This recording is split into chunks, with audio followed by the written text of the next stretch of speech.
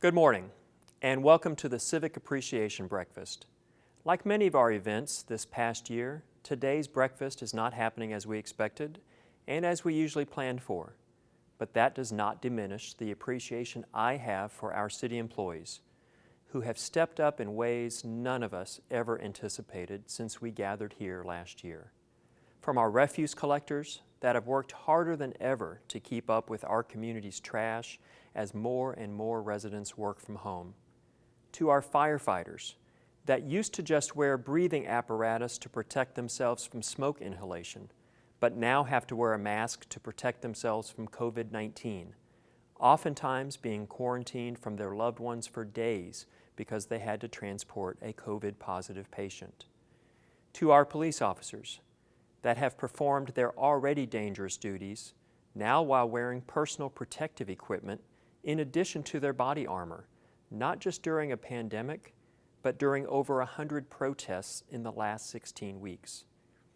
To our real heroes, our public health department employees that have had over 34,000 interactions with COVID-19 cases or close contacts to a positive case, and have reviewed and approved over 500 business and event plans and helped 1,500 business owners put those physical protections in place to keep our economy open while protecting public health. Unfortunately, these public servants have been yelled at, complained about, and had to endure threats and conspiracy theories while working countless hours to stay on top of all this. You know, attacking our health department in the middle of a pandemic is like criticizing the fire department when your house is on fire.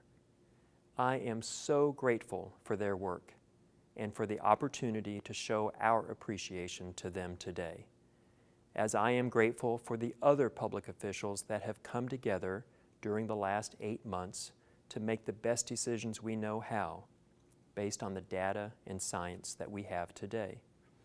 Especially our school board members, county commissioners, college and university leaders, hospital administrators, epidemiologists, and public health experts. But I am especially grateful for the sacrifices each of you have made as individuals and businesses to follow the guidance and advice of our public health department and healthcare professionals.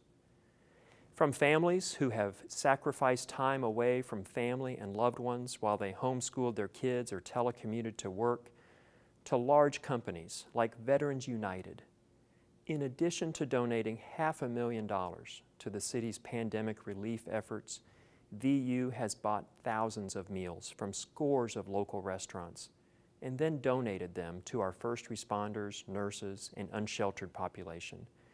You have not just helped those in need, you have provided much-needed business to our locally owned restaurants.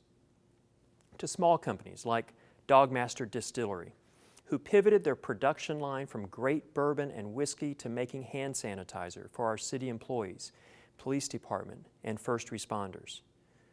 Or take companies like Equipment Share, our local technology and construction startup. Their project, called No Child Hungry, started as 80 bagged lunches per day for kids who couldn't get their lunches at school anymore. It quickly climbed to 2,500 meals a day. Since then, Equipment Share has started distributing bags of food for families in need, including frozen food, milk, bread, and even fresh vegetables from the garden in the parking lot behind the Equipment Share building. Equipment Share has now provided over 45,000 meals since the start of the pandemic and has partnered with Columbia Public School teachers to distribute those meals. But they're not the only ones worried about kids in our community.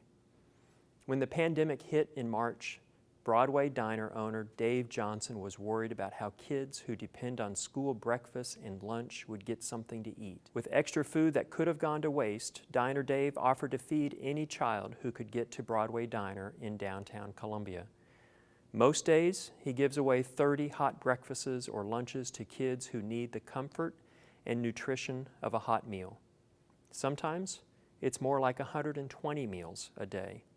And since March, at a time when he could have been worrying about keeping the diner's doors open, Dave Johnson has given away hundreds of meals to hungry kids.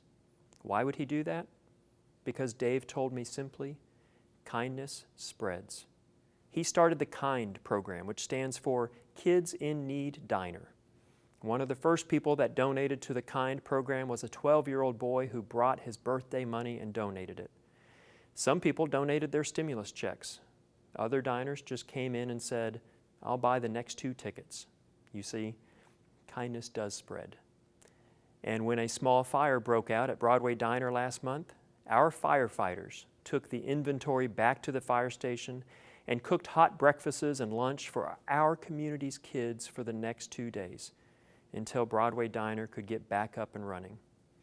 This morning, I am proud to announce that the Columbia Chamber of Commerce, through the continued generosity of Veterans United, is making a $500 contribution on behalf of the Columbia City Council to the Kids in Need Diner to support Broadway Diner's efforts. Like these businesses and many of our events this past year, we all are adapting to change and new challenges, pivoting to new solutions. But I am so proud of how resilient our community has been. This is a pivotal point in Columbia's history, but we have faced tough challenges before. When Academic Hall was destroyed by fire in 1892, our community came together not only to save the contents of Academic Hall, but to save the very university itself. That tragedy also led to new laws and regulations and building codes that made our community stronger. Those columns are a testament to our community's resolve and resilience. And when this is over, I hope we never take for granted greeting strangers with a handshake or our friends with a hug. May we be thankful for a stadium full of cheering spectators or a packed city council chambers. And may we find joy in a crowded school drop-off or having to wait 20 minutes for a table at our favorite local restaurant. I am so proud of the new ways we have found to stay connected. By reaching out with support and compassion and love for each other, how we have come together. We are in this together, and we'll get through this together. And when we do that, our community will be stronger than ever before. Thank you to the Columbia Chamber of Commerce for this event and recognizing all of our public servants who have made a difference this year.